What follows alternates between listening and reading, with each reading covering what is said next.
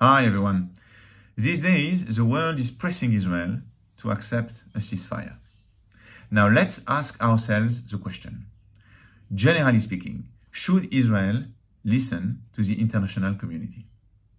In this video, I'm going to tell you two stories showing that first, the decisions made by the international community had tragic consequences for Israel, and also that the international community has a direct responsibility in the massacre that happened in Israel on October 7.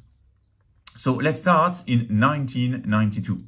Early 90s, Hamas is committing atrocities in Israel, and the Israeli government, led by Yitzhak Rabin, decides to deport 416 Hamas terrorists on a hill between Lebanon and Israel.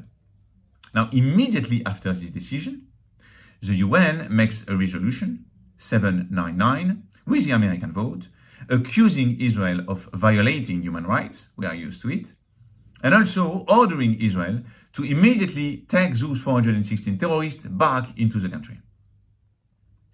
Mainstream media were not left out. Newsweek, as an example, writes an article saying that Israel deports the hope of peace. And a French newspaper, Libération, publishes a front page in which we see one of the terrorists raising his hand, begging readers for help.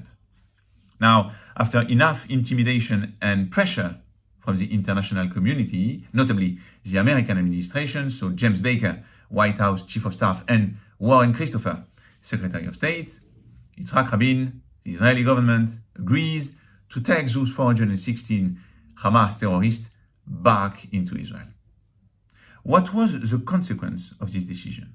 Well, you won't be surprised to hear that among those terrorists, we have the main brains behind the wave of terrorist attacks that crippled Israel in the 90s. Let me give you some names.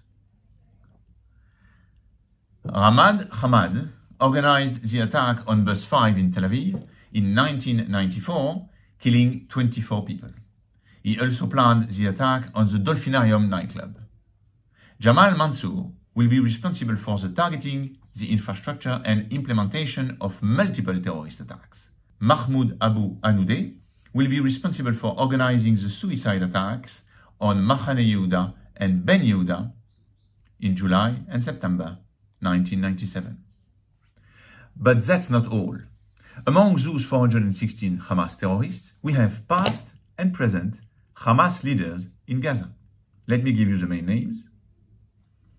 Ismail Haniyeh is the current leader of Hamas.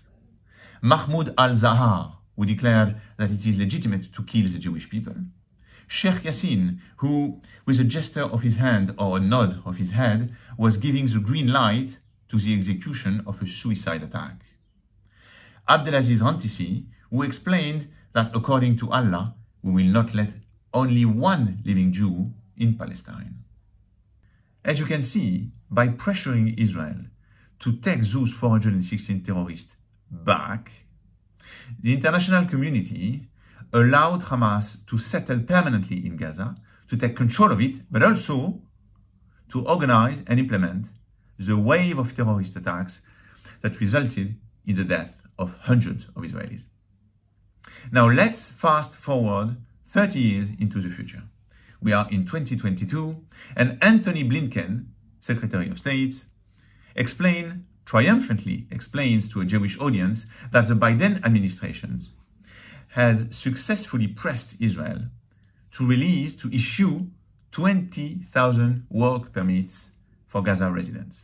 Experts, diplomats, the US, Europe, the UN, the whole world lecture Israel and explains to Israel that Hamas violence is only a reflection of the living conditions in Gaza. And by improving those living conditions, it would obviously benefit the Jewish state. Now, on the bodies of the terrorists who were killed by the Israeli army on October 7, we found those work permits. In other words, some of the workers, when they returned to Israel, they came to kill, to massacre, to torture, to rape Jews. I'm going to go even further.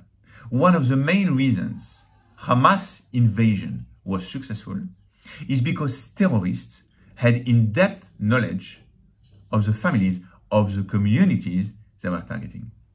One woman whose husband and children were massacred by Hamas explains that the terrorist knew her name, the name of her husband, the name of the children, even the name of the dog.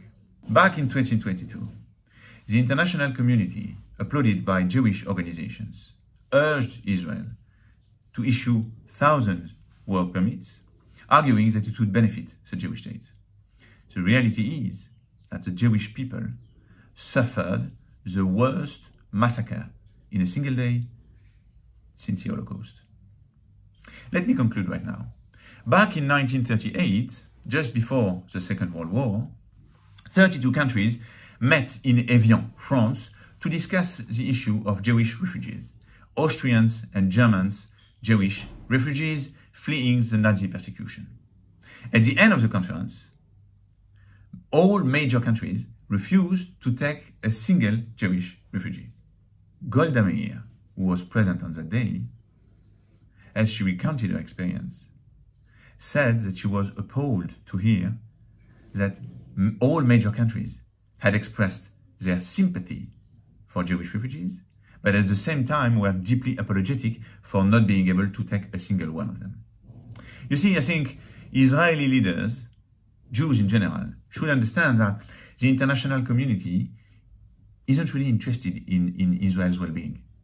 For the past 10 to 15 years, every time Israel defended himself against rockets falling on its citizens, the international community urged Israel to accept a ceasefire. That wasn't for Israel's well-being. It has never been. No doubt that Golda Meir understood it back in 1938. Thank you and see you soon.